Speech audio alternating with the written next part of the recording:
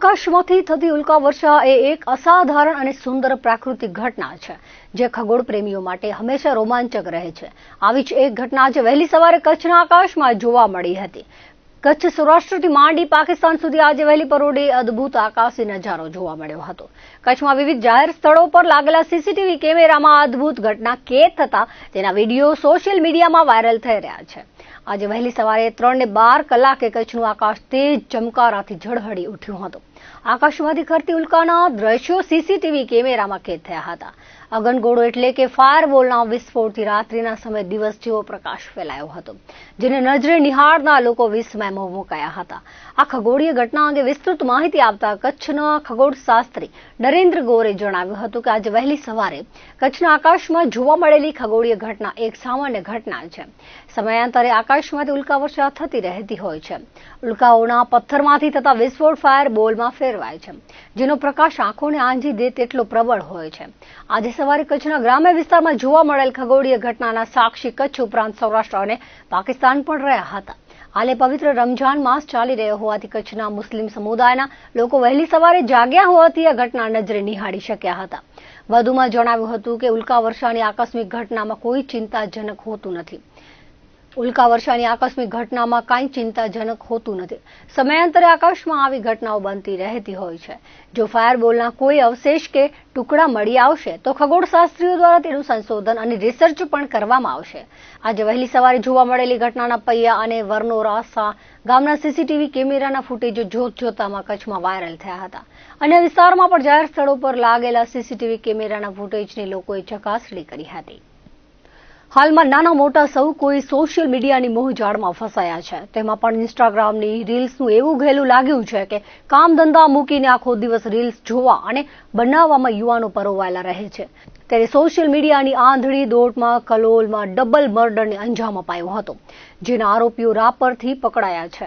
આ બાબતે મળતી વિગતો મુજબ રાપર પોલીસને બાતમી મળી હતી કે બસ સ્ટેશન આસપાસ 3 ઈસમો એક બેગ લઈને આંટાફેરા કરે છે। પૂછપરછ કરતા તેમાં 5,93,600 રૂપિયા રોકડા મળી આવ્યા હતા। બનાસકાંઠાના ભાભર તાલુકાના ખડોસર ગામના શકમંદ ભરત જેમતુજી ઠાકોરની પૂછપરછ કરતા જાણવા મળ્યું હતું કે પત્ની પૂનમ સાથે આ બનાવમાં મરણ જનાર ગાંધીનગરના કલોલ તાલુકાના બોરીસણા ગામના દશરથ ઉર્ફે ટીનાજી સોમાજી ઠાકોરને આડા સંબંધ હતા, જેથી તેઓ શક રાખી દશરથને વિશ્વાસમાં લઈ તેના મિત્ર ગિરીશજીને ભાભર ખાતે બોલાવી જમીન વેચાણથી લઈ આપવા બાના પેટે રૂપિયા 6 લાખ આપવા પડશે તેમ જણાવી હતભાગી દશરથ અને તેનો મિત્ર ગિરીશજી કાંતિજી ઠાકોર બંને જણા સ્વિફ્ટ ગાડીમાં રૂપિયા લઈને ભાભર ખાતે આવ્યા હતા। ત્યારે મુખ્ય આરોપી ભરત ઠાકોરે બંનેના જમવામાં ઊંઘની ગોળીઓ ભૂકી કરીને ખવડાવી દીધી હતી અને બંનેને મારી નાખવાના ઈરાદે ગાડીમાં બેસાડ્યા હતા। અન્ય આરોપી કાંકરેજના તેરવાડાના મેઘરાજ રૂગનાથ ઠાકોર અને પ્રકાશ ઠાકોરની મદદથી શેરીસા બહુચર પૂરા કેનાલ ખાતે બ્રિજ ઉપર આવ્યા હતા। ત્રણેય આરોપીઓ ભેગા મળી હતભાગી દશરથજી અને ગિરીશજીને બેભાન હાલતમાં સ્વિફ્ટ ગાડીમાંથી ઉતારી નર્મદા કેનાલમાં પાણીમાં ફેંકી દીધા હતા। સ્વિફ્ટ ગાડીમાં રહેલા રૂપિયા કાઢી લીધા અને ગાડી દૂર મૂકી આરોપીઓ બસ મારફતે ગાંધીધામ પહોંચ્યા હતા અને ત્યાંથી રાપરમાં ફરતા હતા ત્યાં ઝડપાઈ ગયા હતા। ડબલ મર્ડરનો ગુનો શોધી આરોપી ત્રણેયને સાથે જ પોલીસને હવાલે કરાયા છે। આ કામગીરીમાં પીઆઈ પીએસઆઈ સહિત ડી સ્ટાફ જોડાયો હતો। અંજારમાં આરટીઓ કચેરી નજીક આવેલા ડમ્પિંગ સ્ટેશનની સામે બાવળની ઝાડીમાંથી શંકાસ્પદ ગૌમાંસ પકડાયું હતું। ગૌરક્ષકે પોલીસને જાણ કરી હતી, જેના આધારે પોલીસ ટીમ ઘટના સ્થળે ધસી ગઈ હતી। ત્યારે દંપતી મળી આવ્યા હતા। તેઓ પાસે 2 થેલીમાં અંદાજે 13 કિલો શંકાસ્પદ માંસ મળી આવ્યું હતું। વેટરનરી તબીબને સાથે રાખી તપાસ કરાઈ અને નમૂના તપાસ માટે મોકલવામાં આવ્યા હતા। એક ચપ્પુ પણ કબજે કરાયું હતું।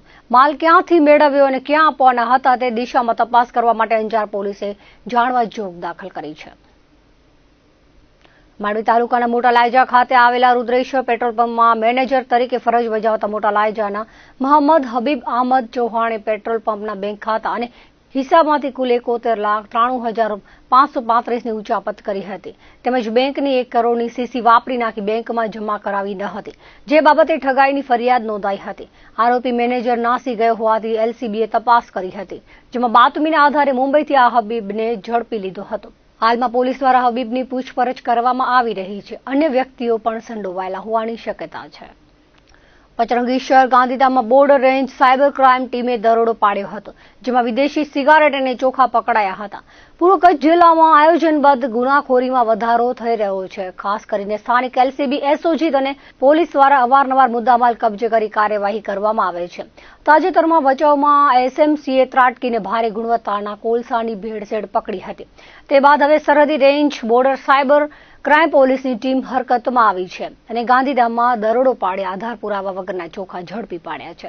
આ બાબતે મળતી વિગતો મુજબ બી ડિવિઝન પોલીસની હદમાં મીઠી રોહર સીમમાં આવેલા શાંતિલાલ ગોડાઉનમાં દરોડો પાડવામાં આવ્યો હતો. અહીં ટ્રકમાંથી આધાર પુરાવા વગરના ચોખા ઝડપી પાડવામાં આવ્યા હતા. કુલ 544 બોરી કબજે કરાઈ હતી. ચાલક બિહારના જગનારાયણ રામનંદન યાદવ પાસે આધાર પુરાવા માંગતા મળી આવ્યા ન હતા, જેથી શક પડતા મુદ્દામાલ તરીકે વાહન ચોખા અને ડ્રાઈવરની અટકાયત કરી બી ડિવિઝન પોલીસને હવાલે કરવામાં આવ્યા હતા. કુલ 8,58,000 ચોખા અને 5 લાખની ટ્રક કબજે કરવામાં આવી હતી. આ તરફ ગાંધીધામ કંડલા હાઈવે રોડ પર આવેલા સર્વિસ રોડ જૂના ગોડાઉનમાં બાતમીના આધારે દરોડો પાડવામાં આવ્યો હતો, જેમાં અલગ અલગ બ્રાન્ડની સિગારેટ મળી આવી હતી. ગણતરી કરતા મોટા ભાગની વિદેશી સિગારેટ મળી કુલ 19,23,000ની સિગારેટ મળી આવી હતી, જેના આધાર પુરાવા મળી આવ્યા ન હતા. ગોડાઉન પર કામ કરતા રાજેશ જરુ નામના શખ્સની પૂછપરછ કરવામાં આવી હતી. બોર્ડર રેન્જ સાયબર ક્રાઇમ ટીમે ગાંધીધામ વિસ્તારમાં કાર્યવાહી કરતા સ્થાનિક પોલીસમાં હલચલ મચી ગઈ હતી. પચરંગી સંકુલ ગાંધીધામમાં ફરી એકવાર હુક્કા બાર ઝડપી પડાયું છે. મિની મુંબઈ ગણાતા ગાંધીધામ પંથકમાં યુવાધનને બરબાદ કરતી ગુનાખોરી અટકાવવા માટે પોલીસે કમર કસી છે.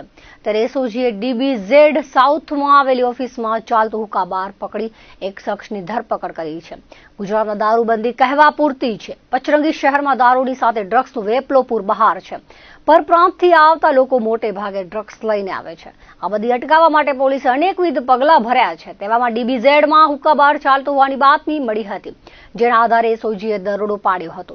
ઓફિસમાં કિરાણાનો વિશાલસિંહ કિશનસિંહ રાજપૂત મળી આવ્યો હતો. તપાસ કરતા અલગ અલગ કલર અને સાઇઝના 9 હુક્કો પીવાની 55 નળીઓ, 22 ચીલમ તેમજ અલગ અલગ ફ્લેવરના ડબ્બા સહિતનો મુદ્દામાલ મળી આવ્યો હતો.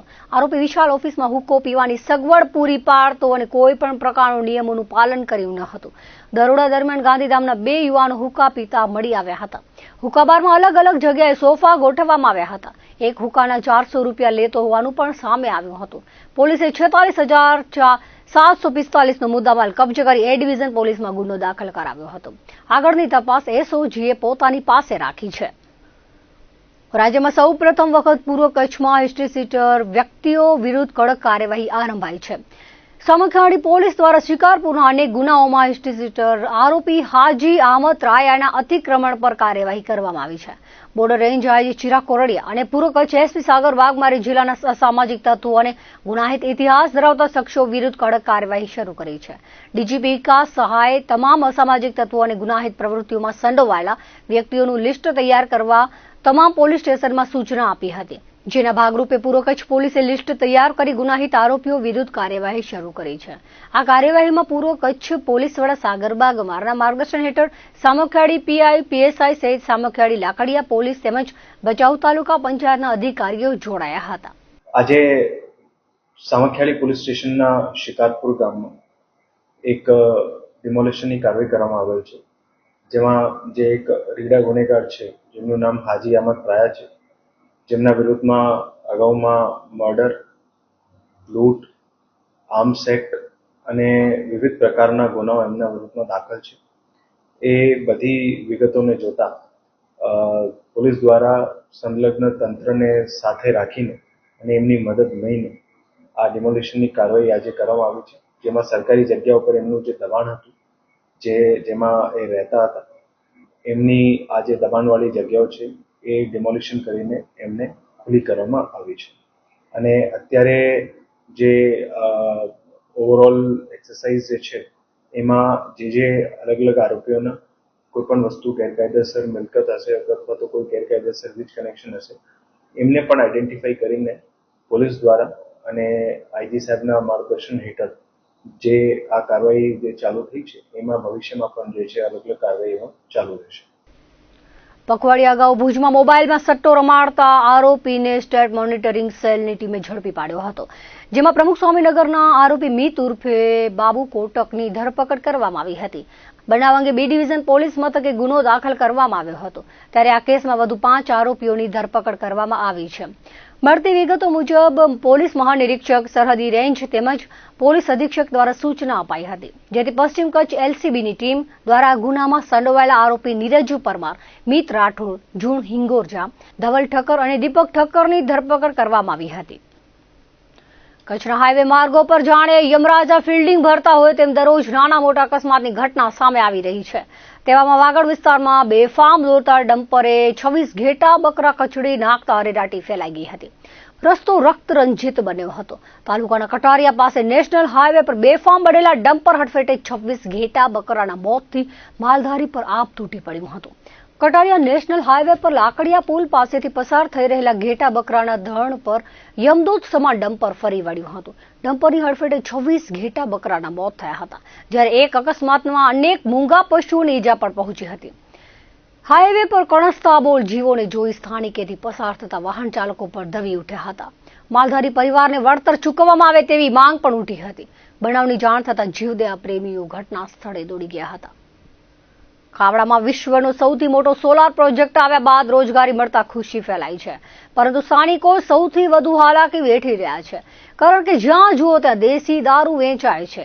મોટે ભાગે ભારે વાહનોના ચાલકો નશામાં ધૂત થઈ મન ફાવે તેમ ગાડીઓ ચલાવતા હોવાથી ખાવડા બન્ની પચ્છમ સહિતના વિસ્તાર અનેક નિર્દોષ યુવાનોએ જીવ ગુમાવ્યા છે. અનેક પરિવારોએ કમાનાર વ્યક્તિ ગુમાવતા માળા વિખાઈ ગયા છે. અવારનવાર રજૂઆતો કરવા છતાં દેશી દારૂના વેપલા પર કોઈ કાર્યવાહી થતી નથી. ખાવડા વિસ્તારમાં રોજગારી માટે આવતા પરપ્રાંતિયો જ દેશી દારૂ પીતા હોવાનું જણાવી સ્થાનિકો હવે વિડીયો પણ વાયરલ કરી રહ્યા છે. જવાબદાર એવી માધાપર અને ખાવડા પોલીસ દ્વારા કોઈ કાર્યવાહી કરવામાં આવતી નથી. થોડા દિવસો પહેલા જુરાપટ્ટામાં 1-2 ભઠ્ઠી તોડી ફોટો સેશન કરી સંતોષ માની લેવાયો હતો, પરંતુ નક્કર પગલાના અભાવે આ વિસ્તાર હવે દેશી દારૂનો હબ બની ગયો છે. સતત અકસ્માતો થતા હોવાથી સ્થાનિકો દ્વારા દેશી દારૂનું વેચાણ બંધ કરાવવા માટે અનેક રજૂઆત કરવામાં આવી છતાં કોઈ નિવારણ આવ્યું નથી. સાંજ પડતા જ દારૂની રેલમછેલ જોવા મળે છે. ખાવડા પોલીસ જાણે અંધારામાં હોય તે રીતે વર્તી રહી છે. ભુજ ખાવડા નેશનલ હાઈવેમાં માધાપર અને ખાવડા પોલીસની હદ લાગે છે.